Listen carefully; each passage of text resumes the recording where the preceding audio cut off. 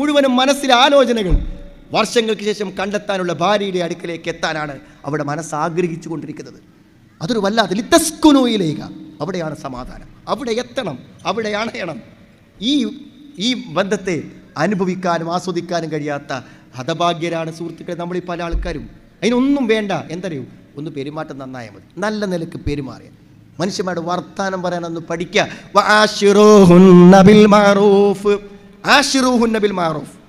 മാന്യമായി പെരുമാറണം, അള്ളാൻ്റെ കൽപ്പനയാണ്. നല്ല നിലയ്ക്ക് വർത്തമാനം പറയാൻ പറ്റുള്ളൂ. ഭാര്യയെ തെറി വിളിക്കുന്നവർ, ചീത്ത വിളിക്കുന്നവർ പാടുണ്ടോ സുഹൃത്തുക്കൾ? അതൊക്കെ നമ്മുടെ കൂടെ അത്രയും സ്നേഹത്തോടെ ജീവിക്കുന്ന, നമുക്ക് ഭക്ഷണം ഒരുക്കുന്ന, എല്ലാം തരുന്ന ഭാര്യയോട് മാന്യമായി പെരുമാറാൻ കഴിയാത്തവൻ മാന്യനാണോ? മാന്യമായി പെരുമാറാൻ കഴിയാത്തവൻ മാന്യനാണോ?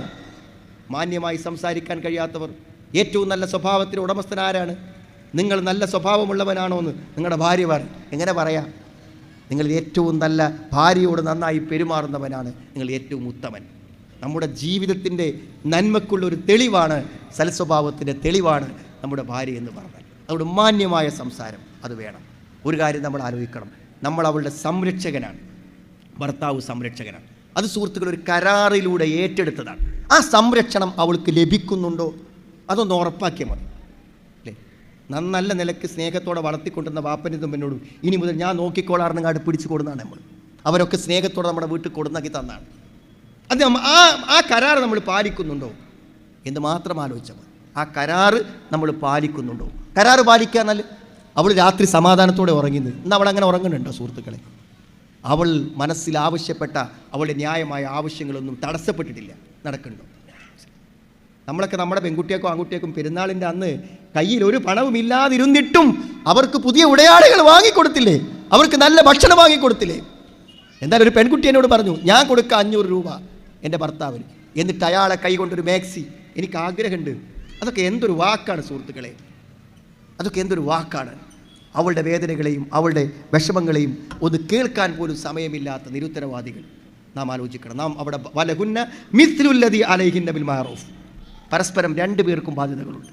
അത് മാന്യമായി ആ ബാധ്യതകളെ നിർവഹിക്കുക എന്നത് പ്രധാനമാണ്. അപ്പോൾ സുഹൃത്തുക്കളെ, ഞാൻ ചോദിക്കട്ടെ, നിങ്ങളുടെ ഭാര്യയെ സംരക്ഷിക്കുന്നതിൽ നിങ്ങൾ വിജയിച്ചു എന്ന് ഏതെങ്കിലും ഒരു പുരുഷൻ എൻ്റെ ശബ്ദം കേൾക്കുന്നതിൽ പറയാനാകുമെങ്കിൽ അതെപ്പോഴേ പറയാൻ പറ്റുള്ളൂ? നിങ്ങൾ അവൾ ഒരു സങ്കടവും ഒരു വേദനയും നിങ്ങളുടെ ഭാര്യ നിങ്ങളോട് പറയാതെ അത് പറയാൻ മറ്റൊരാളെ കാത്തിരിക്കുന്നില്ലെന്ന് നിങ്ങൾക്ക് ഉറപ്പുണ്ടെങ്കിൽ നിങ്ങൾ അവൾക്ക് സംരക്ഷണം നൽകിയിട്ടുണ്ട്. അവളുടെ വേദനകളെല്ലാം നിങ്ങളോട് പറഞ്ഞു. ഇനി അവളുടെ അമ്മനോടൊന്നും പറയാനില്ല, വാപ്പനോടൊന്നും പറയാനില്ല, ഒരു കൗൺസിലറോടൊന്നും പറയാനില്ല. അവൾക്ക് പറയാനുള്ളതെല്ലാം നിങ്ങളോട് പറയാൻ പറ്റുന്നുവെങ്കിൽ നിങ്ങൾ നല്ലൊരു ഭർത്താവാണ്. അല്ല, ഇപ്പോഴും നിങ്ങളറിയാത്ത ചില സ്വകാര്യ വേദനകൾ അവളുടെ മനസ്സിൽ നിറഞ്ഞു നിൽക്കുന്നെങ്കിൽ എവിടെയോ നിങ്ങൾക്ക് പിഴച്ചിട്ടുണ്ട്. അപ്പോൾ ഭാര്യയോട് ചോദിക്കുക, എന്തെങ്കിലും അനക്ക് വല്ല വിഷമവും ബുദ്ധിമുട്ടും മനസ്സിലുണ്ടോ എന്ന് ചോദിക്കുക. ഇല്ലെങ്കിൽ നിങ്ങൾ വിജയിച്ചിട്ടുണ്ട്. ഉണ്ടെങ്കിൽ അവൾ, ഇപ്പോൾ ചില ചെറുപ്പക്കാർ പറയും, ഇവളെ ഞാൻ കല്യാണം കഴിച്ചിട്ട് എത്ര ഇപ്പോഴൊക്കെ വീട്ടിൽ പോകണം. അതന്നെ അവൾ എന്തിനാ വീട്ടിൽ പോകണം സുഹൃത്തുക്കളെ? അവൾക്ക് അനുഭവിക്കുന്ന മാനസിക വേദനകൾക്ക് ഒരു റെസ്റ്റ് കിട്ടുക ആ വീട്ടിൽ 3 ദിവസം നിൽക്കുമ്പോഴാണ്. അത് നിങ്ങളെടുത്തില്ല എന്നാണ്, അത് നിങ്ങളടുക്കലില്ല എന്നാണ്. അത് മനസ്സിലാക്കാനുള്ള എന്തെങ്കിലും നമുക്ക് വേണ്ടേ? അതില്ല. ഉണ്ടെങ്കിൽ അവൾ എവിടെയും പോവില്ല. ഭർത്താവിനേക്കാളും താൻ സാന്നിധ്യം ആഗ്രഹിക്കുന്ന മറ്റൊരാളുണ്ടോ സുഹൃത്തുക്കളെ? ഈ ആരേലുണ്ടോ?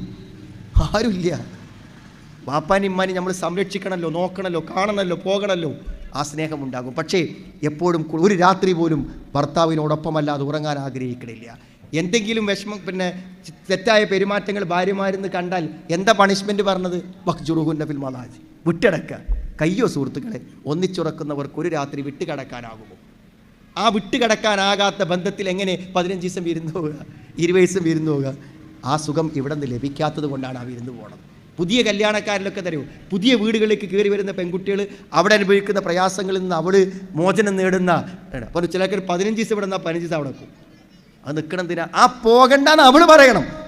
അവൾ പറയത്തക്ക വിധത്തിലുള്ളൊരു അനുഭവവും പെരുമാറ്റവും നമ്മുടെ വീടുകളിൽ ഉണ്ടാകുമ്പോഴാണ് ആ മാറ്റം ഉണ്ടാകുക. ഏറ്റവും നല്ല മാന്യമായ ആ സ്നേഹം, ഭർത്താവിൽ നിന്ന് കിട്ടേണ്ട സ്നേഹവും സംരക്ഷണവും കിട്ടണം. അതാണ് ആ ഒരു അവസ്ഥ ഉണ്ടോ? അതേമാതിരി